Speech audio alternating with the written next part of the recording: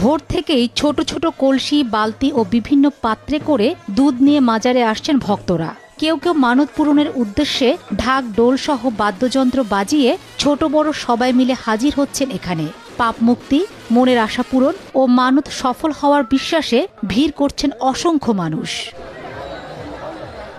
অলৌকিক ক্ষমতার অধিকারী বলে খ্যাত হযরত খাজা আহমদ কাউসার আলী। ভক্তদের দাবি, তিনি মৃত মানুষকেও জীবিত করতে পারতেন। এ কারণেই তার নাম হয়ে ওঠে জিন্দা শাহ। উনি 3 দিনের মরা মানুষও জীবিত করছে। ওনার প্রচুর অলৌকিক ক্ষমতা ছিল। উনি এমন কোন জিনিস নাই যে সেটা ওনার দ্বারা হয় নাই। এখানে থেকে যদি কেউ দুধ চুরি করে নিয়ে যদি বাড়িতে নিয়ে জাল দিয়ে খাওয়ার চেষ্টা করে, ওই দুধ রক্ত হয়ে যায়। ওনার এই জিন্দা শাহর নাম হয়েছে কাউসার আলী শাহ, কিন্তু উনি আমাদের এই বরিশালে চরদোয়ানি ইউনিয়নে উনি একটা মরা মানুষ জীবিত করায়, ওনার নাম জিন্দা শাহ হয়েছে। গায়ের বানের দুধ সাবে খাইতো আর গায়ে দোয়াবে দিত না, তাই মানুষই করছিলাম, তাই আল্লাহ মাফ করছে, সেই দুধ দিয়ে গেলাম। মানছিলাম, মানুষেরা আশা আমার পূর্ণ করছে, সেই জন্য দিয়ে গেলাম এই জায়গাটা। ওনার নামের কিছু কাহিনী আছে। ওনার নাম হলো কাউসার শাহ। উনি যে কোনো উপাধি পেয়ে টাইটেল পাইছে জিন্দা শাহ। আমাদের এই জায়গা অনেক লোকে মানুষই করে, অনেক লোকের এর মধ্যে আকাঙ্ক্ষা থাকে যে এই জায়গায় গেলে আমি এটা আমার পূর্ণ পাবো, যার জন্য অনেক লোকের সমাগম হয়, অনেক লোক এসে তার মনের বাসনা পূর্ণ করে। দুধের মেলাকে ঘিরে বসেছে গ্রামীণ মেলাও।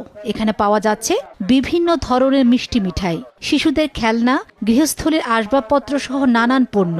মেলায় ঘুরতে ও কেনাকাটা করতে পেরে খুশি আগতরা। হিন্দু আর মুসলমান সবাই মিলাজিলাইছে, সবার সাথে সবাই দেখা হইতেছে, অনেক মানুষ দেখতেছি, আসতেছি, ঘুরবার লাগছি, ফিরবার লাগছি। ছেলে আসছে, আমার ভাইস্তা আসছে, আমার বোন আসছে, আমার হাজবেন্ড আসছে। আমরা মেলায় অনেক কিছু খাবার খাইলাম আর বাচ্চারা খেলনা কিনলো। ফ্যামিলিটা নিয়ে আসছি, মাজারে মানে ইটা আছে,